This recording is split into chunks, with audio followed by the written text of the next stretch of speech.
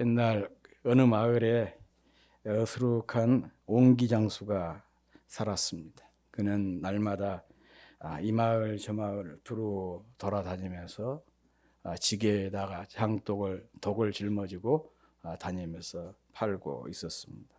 그런데 이날은 독을 하나도 팔지를 못했습니다. 그래서 더 큰 마을로 가기 위해서 고개를 넘다가 잠시 고개마루에서 쉬어 가기로 했습니다. 뭐 요즘처럼 이렇게 이제 가을 바람이 불고 그랬던 모양이에요. 그래서 시원한 바람을 맞으면서 그는 하늘을 쳐다보면서 누워 있었어요. 하늘을 떠다니는 크고 작은 구름들이 마치 독처럼 그렇게 보였습니다. 그는 지고 온 독 세 개를 떠올리면서 생각에 잠깁니다. 독 두 개를 팔아서 빚을 갚고 또 하나를 팔아서 세 개를 사고 이렇게 상상을 하다 보니까 기분이 좋아진 거예요. 그리고 그 생각이 점점 이렇게 확장이 돼요.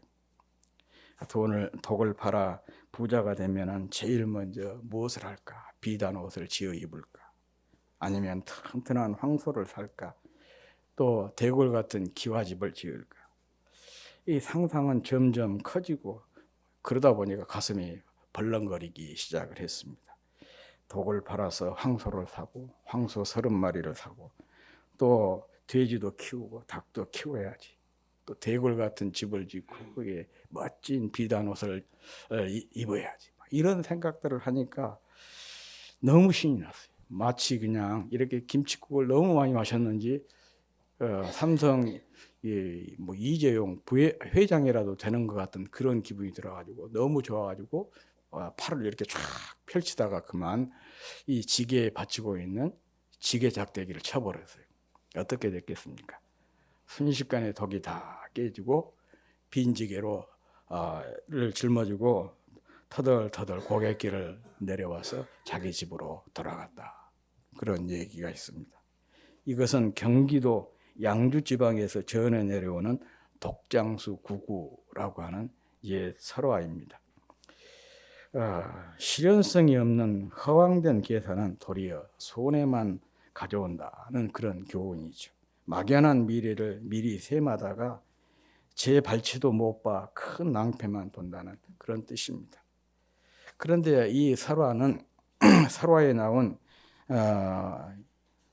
그 어떤 사람의 이 이야기는 이 설화에 나온 어떤 사람의 이야기가 아니라 곧 우리의 이야기라 그런 생각이 들어요. 우리도 그런 적 많이 있잖아요. 하루 저녁에 막 큰 부자가 되는 꿈도 꾸고 또 어떤 사람들은 뭐 빌딩을 몇 채를 지었다 부쉈다 막 그런 꿈들을 많이 꾸지 않습니까? 이런 모든 것들이 바로 독장수 구구와 같은 것이죠. 사실 우리도 가만히 생각해 보면 근거 없는 자신감과 현실성 없는 이 낙관주의에 사로잡혀서 허황된 계산을 할 때가 참 많습니다.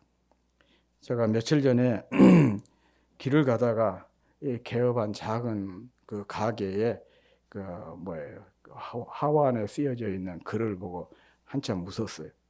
그 무슨 내용이냐 그러면 돈을 세다가 밤을 꼴딱 세워라 뭐 그런 내용이에요. 돈만 세다가 밤을 꼴딱 세워라. 뭐 친구가 보낸 화환 같은데 진짜 친구의 그 진심 어린 어떤 덕담이라 그렇게 생각을 했고 이 가게를 차린 주인도 역시 그런 마음이었을 거예요. 정말 내가 이 가게가 잘 돼가지고 돈만 세다가 밤을 꼴딱 세웠으면 좋겠다. 요즘 그 새로운 일을 시작하는 사람, 어떤 가게를 시작한 사람들도 보면은 그래요. 예, 전 주인이 그 장소에서 망했거든요. 그런데 그것을 사갖고 거기서 새로운 가게 일을 하면서 이 사람은 그런 생각을 갖는 거예요. 전 사람은 망해서도 나는 절대로 안 망한다. 나는 반드시 성공할 수 있다. 그런 자신감으로 시작을 하는 사람들이 참 많죠. 그런 얘기를 들으면 한편에서는 조금 안타까운 그런 마음도 없지 않아 있어요.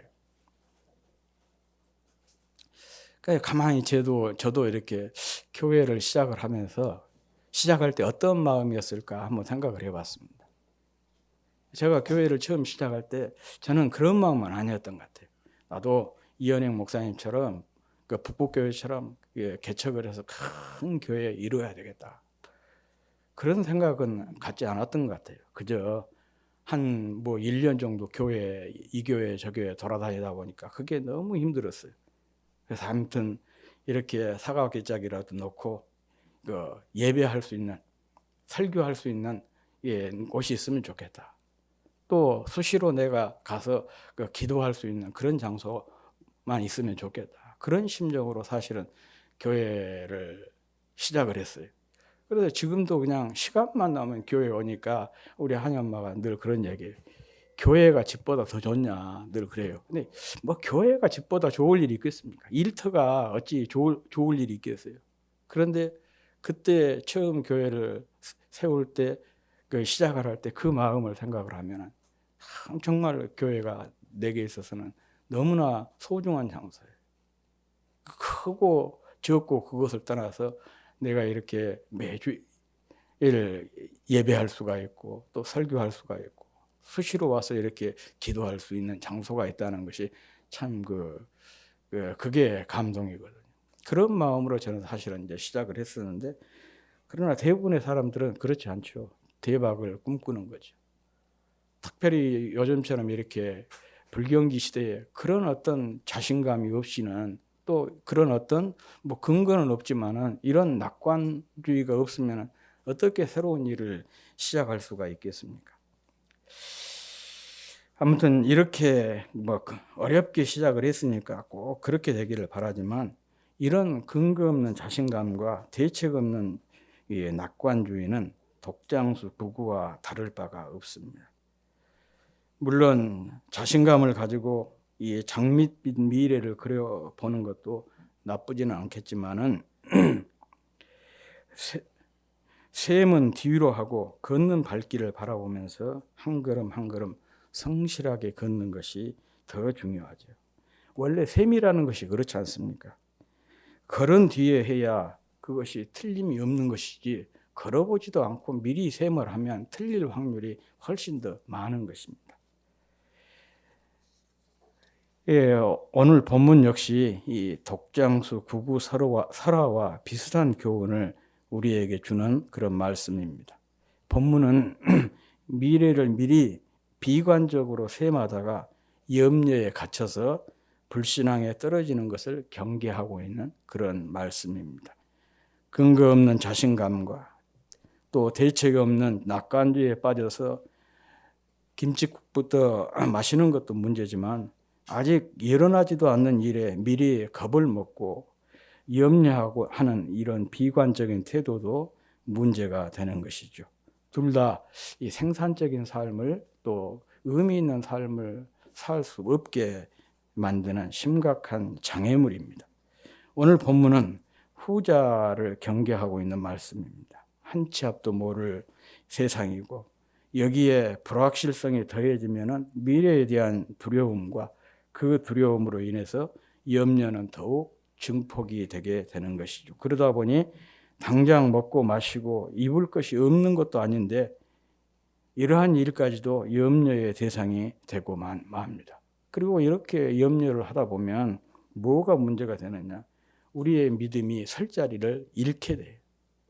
그리고 중요한 또 한 가지, 이 삶이 현재적인 삶을 누리지를 못해요. 항상 그 염려 속에서.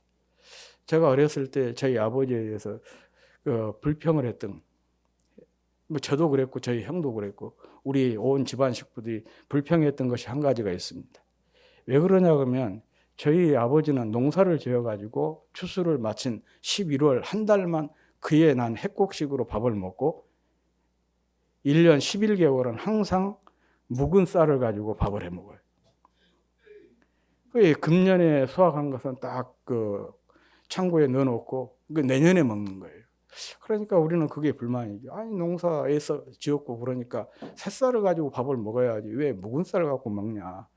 한 달만 가지고 11달은 맨날 묵은 쌀 가지고 먹으니까. 그래서 이제 이 얘기를 하죠. 아버지 어이 뭐 그럴 필요가 뭐가 있냐. 새쌀로 그 올해 풍년 들고 그래서 농사도 잘 되는데 새쌀을 먹기 위해 항상 우리는 이렇게 묵은 쌀로만 먹어야 되냐. 그러면 저희 아버지가 그래요.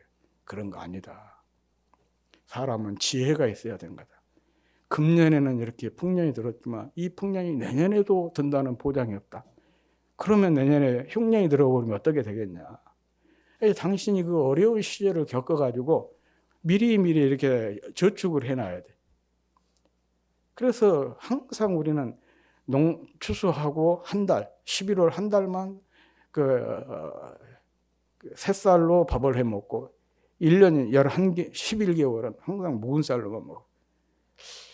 어찌 보면 지혜로운 것도 지혜도라고도 할 수가 있겠지만 그것이 이렇게 미래에 대한 그 염려 때문에 현재를 충분히 누리지를 못한 거예요.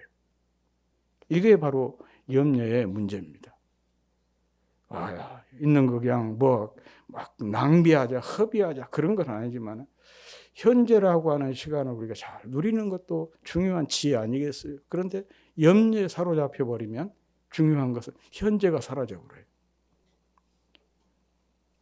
그리고 이것은 우리 성도들에게 더욱 심각한 것은 이것이 우리의 믿음을 상실하게 잃어버리게 만든 것이 바로 염려라는 것이죠. 그래서 주님은 이렇게 말씀을 하십니다. 또 제자들에게 이르시되 그러므로 내가 너희에게 이르노니 너희 목숨을 위하여 무엇을 먹을까? 몸을 위하여 무엇을 입을까? 염려하지 말라. 그렇게 말씀하십니다. 물론 우리 삶에서 먹고 마시고 입는 것만큼 절실하고 절박한 것도 없죠. 왜냐? 우리의 생명과 직결이 되는 문제이기 때문에 그렇습니다. 주님 또한 이 사실을 잘 알고 계셨어요. 그래서 30절 하반절에 보면 이렇게 말씀하시잖아요. 너희 아버지께서 이런 것이 너희에게 있어야 할 줄을 아시느니라. 다 주님도 알고 계셔요. 그럼에도 불구하고 아직 일어나지도 않았는데 미리 비관적으로 계산해서 염려하지 말라. 그런 말씀인 것입니다. 이런 염려는 하나님을 믿지 않는 세상 사람들의 태도이지 믿는 사람들의 태도가 아니라는 것이에요. 30절 상반절에 보면 이 모든 것은 세상 백성들이 구하는 것이라. 염려 대신 하나님을 신뢰하라는 것이죠. 하나님이 어떤 분이십니까? 오늘 본문 24절에서 보면 하나님은 까마귀도 기르시는 분이시다. 그렇게 말씀하고 있어요. 또 28절에 보면 오늘 있다가 내일 아궁이에 던져지는 들풀도 화려하게 입히시는 분, 그가 바로 하나님이십니다. 이렇게 까마귀나 들풀도 돌보시고 또 공급하시는데 너희 일까 보냐. 그렇게 주님께서 반문하시죠. 그 하나님은 우리의 형편을 잘 알고 계시기 때문에 그렇습니다. 너희 아버지께서 이런 것이 너희에게 있어야 할 줄을 아시느니라. 이 말은 이런 의미예요. 우리의 미래는 우리가 책임지는 것이 아니라 하나님께서 책임져 주신다. 그런 의미입니다. 그러니 우리의 미래는 우리가 염려할 대상이 아니라 주님께 맡게 할 대상이라는 것을 강조하신 것이죠. 영어의 단어에 care라고 하는 단어가 있어요. 굉장히 익숙한 우리가 자주 사용하는 단어죠. care. 이 care라고 하는 단어가 염려, 근심, 걱정 이런 뜻이에요. 그런데도 이것과 전혀 다른 의미가 또 있어요. 돌봄, 보살핌, 보호 그런 의미가 있습니다. 언제 이게 근심, 걱정, 염려거리가 되고 언제 이것이 돌봄과 보살핌과 보호의 대상이 되느냐. 그것은 바로 맡길 때 그래요. 삶의 문제를 내가 죽게 들고 해결하려고 하면 그게 바로 근심 덩어리가 돼요. 염려 덩어리가 돼요. 걱정 덩어리가 되는 거예요. 자녀 문제 내가 해결하려고 막 힘쓰면 그게 자녀 자체가 그냥 짐덩어리가 되는 거예요. 근심 덩어리가 돼요. 염려가 되는 것이죠. 그런데 주님께 맡기는 거죠. 믿음이라고 하는 것이 뭐냐 그러면 맡기는 것이거든요. 맡기면은 그것이 돌봄의 대상이 된다. 보살핌의 대상이 된다. 보호의 대상이 된다. 그런 말씀이에요. 그래서 믿음이 중요한 것입니다. 그 차이는 종이 한 장 차이 아니겠습니까? 이것을 내가 들고 있느냐, 붙잡고 있느냐, 그것을 주님께 맡기느냐, 그 차이예요. 내가 붙잡으면 근심, 걱정, 염려거리가 되지만 주님께 맡기면 이것이 돌봄과 보살핌과 보호의 대상이 된다는 거예요. 그래서 우리의 미래는 우리가 염려할 대상이 아니라 주님께 맡겨야 될 대상이라. 이 점을 사실은 오늘 본문이 우리에게 강력하게 요구하고 있는 것입니다. 결국은 하나님에 대한 신뢰가 중요하고 우리에게 주시려고 하는 그 나라를 구하는 거예요. 31절, 32절에 이렇게 말씀하고 있습니다. 우리 같이 한번 읽어보겠습니다. 시작. 다만 너희는 그의 나라를 구하라. 그리하면 이런 것들을 너희에게 더하시리라. 적은 무리여 무서워 말라. 너희 아버지께서 그 나라를 너희에게 주시기를 기뻐하시느니라. 예. 그래서 주님이 그렇게 이야기해요. 그 나라를 구해라. 그러면 다른 것들 다 하나님께서 주신다. 걱정하지 마라. 두려워하지 마라. 무서워하지 마라. 하나님께서는 그 나라를 너희에게 주시기를 참 기뻐한다는 거예요. 이 인색해가지고 줄 듯 말 듯 그런 것도 아니에요. 그냥 주라고 애를 태워갖고 주는 그런 분도 아니에요. 주되 후히 주시는 분이 하나님이시라고 해요. 누가복음에서도 그런 말씀을 하잖아요. 주되 흔들어 넘치도록 주시는 분이시다. 주님은 오늘 본문에서 염려가 믿음이 적거나 믿지 않는 세상 사람들의 태도라는 것과 함께 또 염려의 특징을 이렇게 말씀하고 있습니다. 26절 말씀입니다. 참 이게 충격적인 말씀이에요. 한번 같이 읽어보겠습니다. 26절 시작. 그런즉 가장 적은 일도 하지 못하면서 어찌 다른 일들을 염려하느냐. 충격이에요. 가장 작은 일도 하지 못하면서 어찌 다른 일들을 염려하느냐. 믿음이 적어 세상 사람처럼 염려는 우리에 대한 따끔한 경고이면서 염려의 특징을 잘 보여주고 있는 말씀입니다. 여기는 두 가지 의미가 있어요. 하나는 염려로는 아주 사소한 것도 할 수가 없다. 사소한 일도 바꿀 수 없다. 그런 뜻입니다. 바로 앞절 말씀이 그것을 잘 보여주고 있습니다. 25절에 보면 또 너희 중에 누가 염려함으로 그 키를 한 자라도 더할 수 있느냐. 그렇게 묻죠.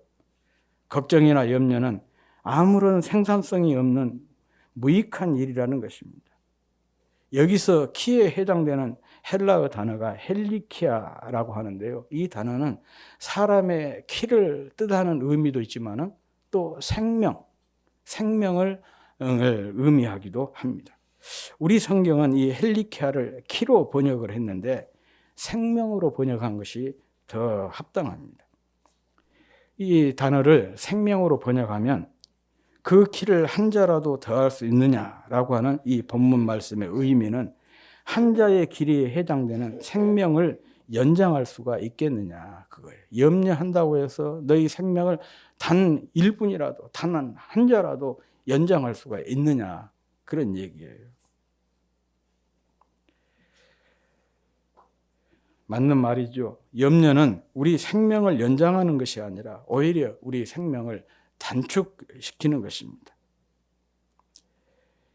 잘 아는 대로 염려라고 하는 것은 우리 인생을 갉아먹는 존재입니다. 그러니 염려는 아무런 생산성이 없는 무익한 것을 넘어서 유해한 것이에요. 염려를 뜻하는 영어 단어를 보면 그 뜻이 더욱 분명해집니다. 영어로 염려를 worry라고 하잖아요. worry. 개 이름이 아니에요. worry라고 해요. Don't worry. 그래요. 염려하지 마. 그럴 때 don't worry. 그런데 이 말의 어원은 물어뜯다. 이빨로 목을 물어뜯어 질식시키다. 그래 염려가 우리를 질식시켜서 질식사시키는 것. 이게 바로 이 염려라는 것이죠. 염려에 물린 사람은 무력해집니다. 그래서 심리학에서는 사람은 염려로 인해서 서서히 스스로 죽음의 상태에 이르게 된다. 이렇게 말을 하고 있습니다. 염려가 깊어지면 건강을 해치고 수명을 단축시킬 뿐만 아니라 영혼의 기능이 마비됩니다. 특히 영적인 무기력증에 빠지고 마는 것입니다. 그러니 염려해서 될 일은 아무것도 없는 것이고, 때문에 주님께서 이렇게 염려하지 마라, 그렇게 말씀을 하고 있는 것입니다. 그리고 이 말씀, 앞서 얘기했던 26절 말씀의 또 하나의 의미는 염려할 시간에 무엇인가를 시도해라, 걱정이나 염려 대신에 생산적인 것을 하라는 이 적극적인 의미로 해석할 수가 있습니다. 조금 과격하게 표현하면 염려라고 하는 것은요, 침묵의 살인자와 같습니다. 우리 영과 육을 교활하게 파괴시키는 파괴자, 이게 바로 염려입니다. 이와 같은 염려를 생산적으로 바꾸라는 것인데, 이런 염려를 생산적으로 바꾸려면 염려의 대상을 바꾸는 거예요. 염려의 대상. 무엇을 먹을까? 무엇을 마실까? 무엇을 입을까? 이게 지금까지 나의 염려의 대상이었다면 이것을 하나님의 나라와 의를 구하는 것, 하나님의 나라와 의에 대한 염려로 바꾸라는 것이죠. 그러면 의미 있고 보람 있고 생산적인 삶을 살아낼 수가 있는 것입니다. 무엇을 입을까 염려하던 사람을 어떻게 하면 더 정결하게, 더 거룩하게 살 수 있을까 염려하는 사람으로 만드는 거예요. 무엇을 마실까 염려하던 사람이 성령에 목말라 허덕이게 되고, 무엇을 먹을까 염려하던 사람이 하나님의 말씀에 갈급해서 몸부림치게 만드는 거예요. 기도의 갈증, 말씀의 배고픔, 성령에 대한 목마름, 하나님을 향한 갈망, 이런 신령한 염려를 하게 만드는 것입니다. 염려할 시간에 기도하고, 염려할 시간에 말씀을 읽고, 말씀을 듣고, 말씀을 공부하고, 말씀을 묵상하는 것. 또 염려할 시간에 찬양하고, 염려할 시간에 성령을 구하고, 염려할 시간에 하나님이 기뻐하는 일을 하게 만드는 것입니다. 예, 이것이 바로, 이것을 가능하게 하는 것이 뭐냐? 믿음이에요.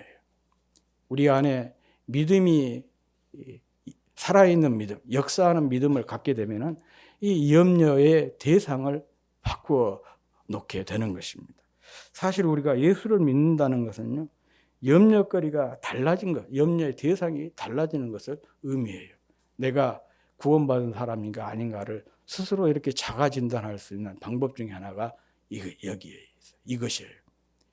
나의 생활 속에서 내가 염려하는 것이 주로 무엇이냐, 그것을 보면 내가 지금 하나님의 사람인지 구원받은 사람인지 아닌지를 스스로 진단할 수가 있어요. 물론 뭐 하루 종일 24시간 계속해서 한다, 그런 얘기가 아니고, 살면서 순간순간 내가 염려하는 것을 진단을 해보면 내가 하나님의 사람인지, 또 믿음의 사람인지, 또 내가 얼마나 이 경건한 삶을 살고 있는 사람인지를 스스로 진단해 볼 수가 있어요. 그건 바로 다른 게 아니에요. 그 기도에 대한 갈망을, 더 많이 기도하지 못한 것에 대해서 염려하고, 오늘 내가 또 누군가를 중보하지 못한 것에 대해서 좀 걱정을 하고, 말씀을 더 깊이 묵상하지 못한 것에 대해서 염려를 한다. 내가 이렇게 성도라고 말하는, 신자라고 성도라고 하면서 성도다운 삶을 살지 못한 것에 대해서 염려하고, 그런 것을 조금이라도 삶 속에서 내가 한다, 그 사람은 그 생명이 주님과 연결이 되어 있다는 증거예요. 그러니까 그런 경건한 염려, 신령한 염려를 하게 되는 것이죠. 그런데 뭐 교회에 딱 떠나버리면은 그런 생각은 딱 끊어져 버리고, 그저 세상에 대해서 어떻게 하면 잘 먹고 잘 살까? 어떻게 하면 남보다 더 앞서갈 수가 있을까? 그런 생각으로만 늘 그런 염려로만 가득 찼다. 그 사람은 무늬만 신자지 성도라고 이야기하기가 참 어려운 거예요. 자기 스스로 그렇게 판단을 해야 됩니다. 그래서 늘 우리가 믿는다는 것은, 예수를 믿는다는 것은 결국 염려의 대상이 바뀌었다는 것인데, 늘 이것을 이제 훈련하는 것을 가리켜서 이 경건 생활이라고 하는 것이고 성화라고 하는 것입니다. 내가 이래도 되나? 주님 언제 오실지 모른다고 했는데 지금 당장 주님이 오신다면 내가 이런 상태로 주님 맞이할 수가 있을까? 이런 어떤 경건한 떨림, 거룩한 그 부담감, 이런 염려, 이런 것이 내 안에 자리를 하고 있다면 내가 믿음의 사람인 거예요. 또 그런 고민들을, 그런 염려들을 늘 우리가 해야 돼요. 이런 염려 속에서, 신령한 염려 속에서 살아가게 되면 자연스럽게 세상적인 염려가 줄어들 수밖에 없는 거예요. 본문에서 다만 그의 나라를 구하라 하는 것이 그런 말씀이에요. 다만이라는 것은 오직 그런 뜻이거든요. 정말 하나님의 나라를 생각하면서 거기에 대한 그 염려를 이제 다른 말로 기도로 표현한 것이죠. 구하라고 하는 말씀으로 표현하고 있는 것이죠. 이것이 바로 우리가 경건한 삶을, 성도의 모습인 것입니다. 무엇보다도 성도는 염려할 시간에 기도하는 사람이에요. 바울도 빌립보서 4장 6절에서 이렇게 말씀하시죠. 그러므로 아무것도 염려하지 말고 모든 일에 기도와 간구로 너희 구할 것을 감사함으로 하나님께 아뢰라 그랬어요. 사실 우리가 객관적으로 우리 삶을 들여다보고 내 앞길을 보고 주변을 보고 우리 자녀들을 생각하면 염려하고 걱정할 것이 너무 많지 않습니까? 세상이 하도 하수상하니까. 정말 그 아이들을 그냥 객지에 띄어 보내놓고 홀로 걔들 보내놓고 그냥 흉악한 일들이 많이 일어나니까 걱정이 태산 같아요. 정말 주님께 맡기지 않으면 하루하루 살아가기가 힘들죠. 숨쉬기가 힘들죠. 신림동에서 그때 묻지마 그 폭행 사건이 있었지 않습니까? 여기에서. 거기가 우리 하경이가 다니는 출퇴근길이에요. 참 가슴 떨리는 일이에요. 두려운 일, 걱정스러운 일이에요. 그렇지만 그것을 하나님께 맡기니까 살아가는 것이지. 그래서 성경은 그래요. 세상 모든 일들이 다 염려거리고 근심거리고 걱정거리인데 그것에 염려하지 마요. 그것 때문에 염려하는 대신에 그 시간에 무엇을 해야 되냐. 기도와 간구로 너희 구할 것을 감사함으로 하나님께 아뢰라. 기도해라는 것입니다.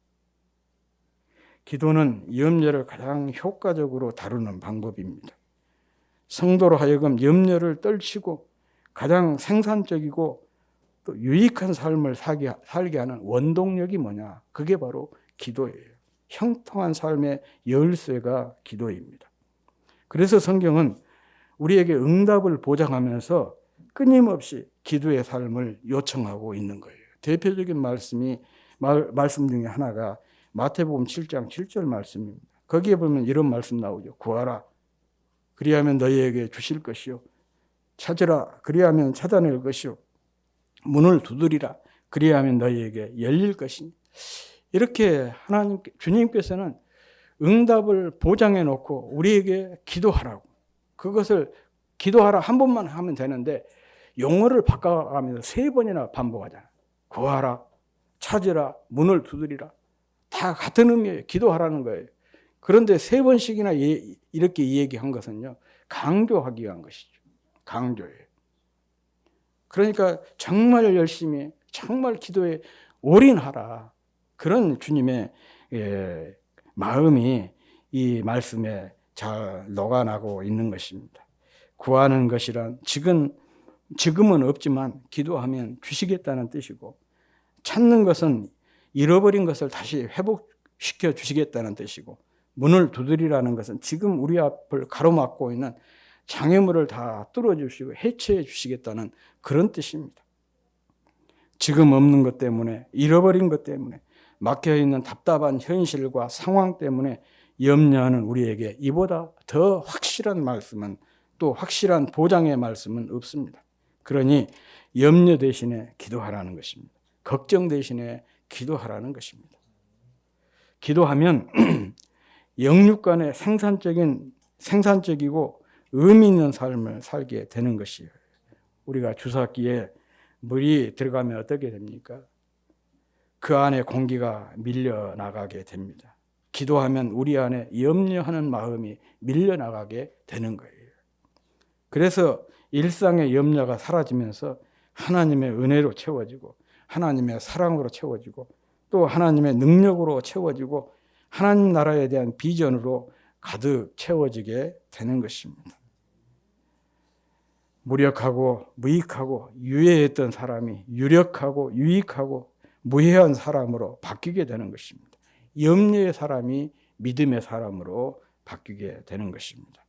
가장 작은 일도 하지 못하면서 어찌 다른 일들을 염려하느냐. 깊이 말씀을 마음으로 받았으면 좋겠습니다. 가장 작은 일도 하지 못하면서 어찌 다른 일들을 염려하느냐. 이 말씀을 기억하며 가장 작은 일도 하지 못하게 하는 염려의 사람 대신 위대한 하나님의 일을 이루게 하는 기도의 사람들이 다 되시기를 주의 이름으로 축복합니다.